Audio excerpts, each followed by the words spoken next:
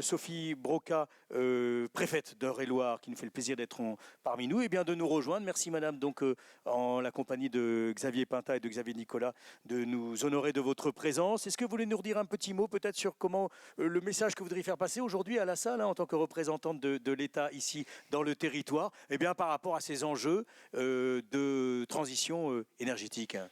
Écoutez, ça marche. Bon, très bien.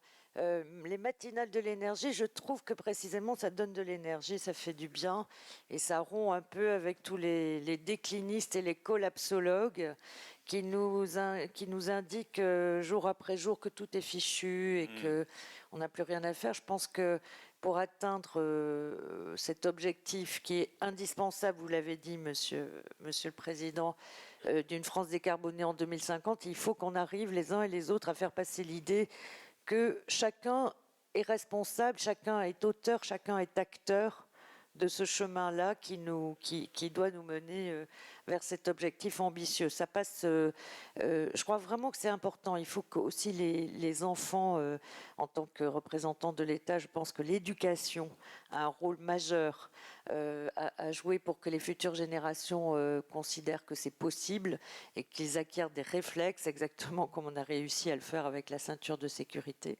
Et je pense que chacun peut agir.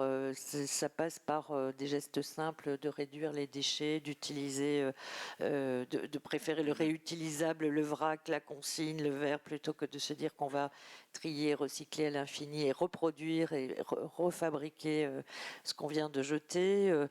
Ça passe par utiliser son vélo plutôt que sa voiture, faire du covoiturage. Ça passe par lutter contre l'artificialisation des sols, je le dis parce qu'il y a des élus dans cette salle et que ça donne entre nous, État, qui essayons de lutter contre cette artificialisation du sol, et les élus qui veulent déployer de nouveaux logements dans le cadre de leur PLU, des discussions parfois tendues, mais je pense qu'il faut vraiment qu'ils comprennent que c'est d'abord en densifiant leur centre et en revitalisant leur centre plutôt qu'en construisant sans cesse, c'est un peu la facilité, construire des nouveaux lotissements, qu'on sera plus vertueux. Ça passe aussi par des sujets dont nous avons parlé avec le vice-président de la région, Charles Fournier, qui est là, et sur lesquels nous allons organiser ensemble le 13 novembre prochain, en fin de journée à la médiathèque de Chartres de 18h à 20h30,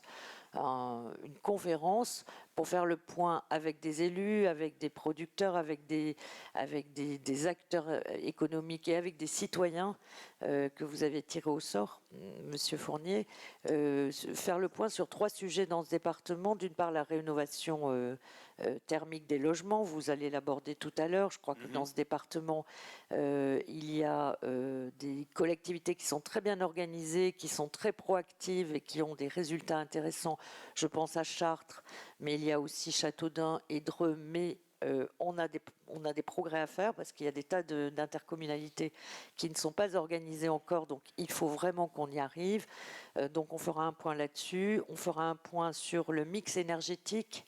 Vous l'avez dit, ce département est assez exemplaire, bon élève au plan régional et même au plan national sur la production de l'éolienne. Vous l'avez dit aussi, il y a des crispations désormais dès qu'un projet intervient.